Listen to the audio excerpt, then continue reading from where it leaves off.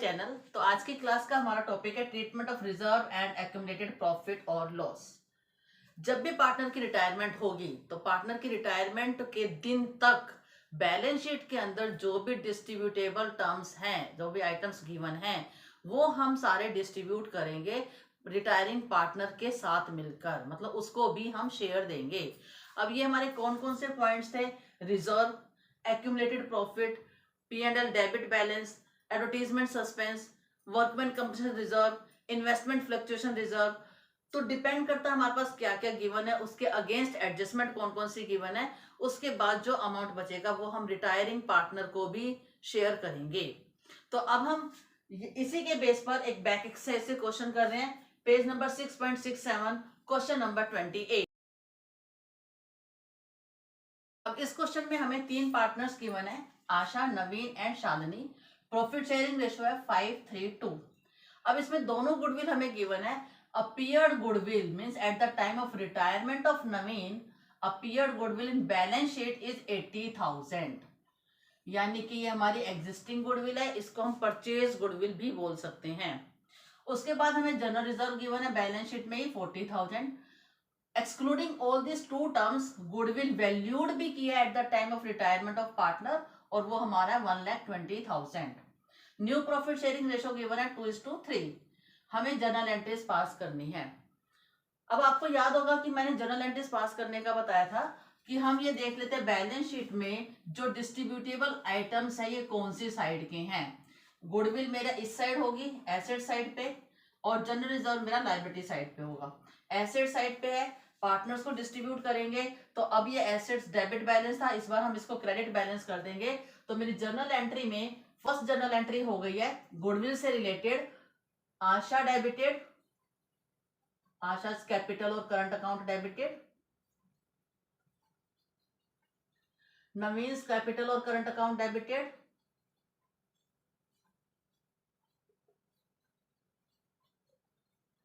Shalini's capital और current account debited, और we can simply write capital account. Reason being in this question nothing is mention कि उनकी capital जो fixed है या नहीं है, तो मैंने आपको बताया था कुछ भी मेंशन नहीं है तो हम कैपिटल अकाउंट लिख सकते हैं।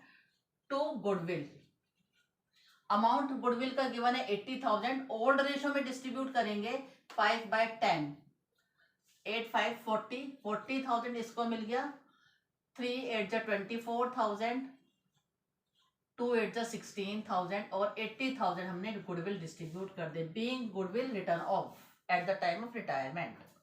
उसके बाद जनरल रिजर्व हमारा क्रेडिट बैलेंस है, तो इस बार हम इसको डेबिट करेंगे। सेकंड एंट्री मेरी हो जाएगी general reserve account debited to Asha's capital account, to Naveen's capital account,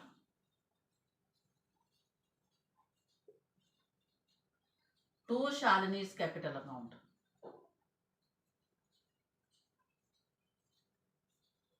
general reserve amount given है 40,000। अब देखो मैंने आपको हमेशा बोला है कि शॉर्टकट यूज करना होता है।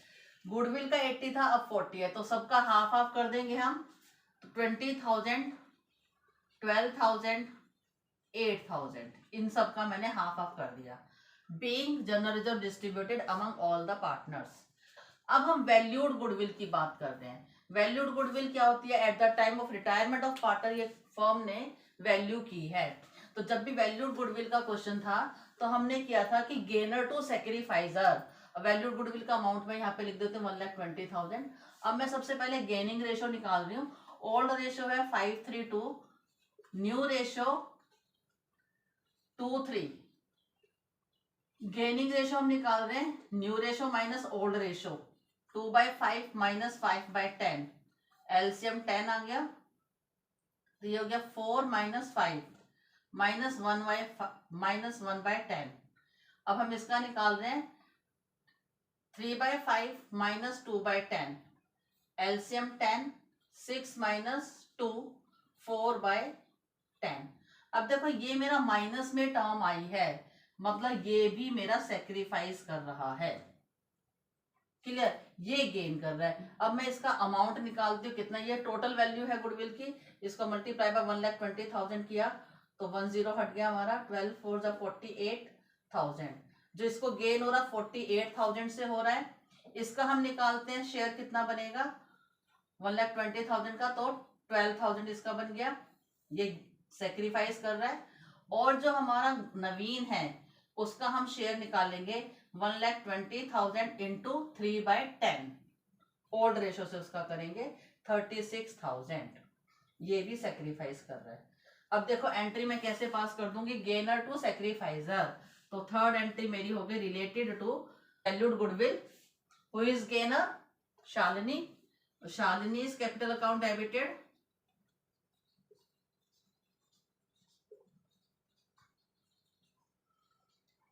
To Asha's capital account, to Naveen's capital account. Shalini का है 48,000, आशा 12,000 और ये 36,000।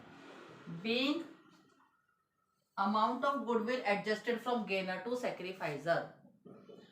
क्वेश्चन कंप्लीट हो गया। अब देखो मैं आपको इसमें एक बात बताना चाह रही हूँ, ये जरूरी नहीं है कि जो पार्टनर आउटगोइंग है, जिसकी रिटायरमेंट या डेथ हो रही है, सिर्फ वही सेक्रीफाइस कर रहा है, एग्जिस्टिंग पार्टनर में से भी कोई सेक्रीफाइस कर सकता है। अब देखो इसमें नवीन एग्जिस्टिंग पार्टनर है, he will be continue in the firm, फिर भी वो सेक्रीफाइस कर रहा है, तो हमें बस ये देखना होता है कैलकुलेशन के बाद कि दोनों का टोटल हमारा इक्वल आना चाहिए। क्लियर? आज के क्लास के लिए बस इतना ही। नेक्स्ट क्लास में हम करेंगे preparation of capital account and balance sheet.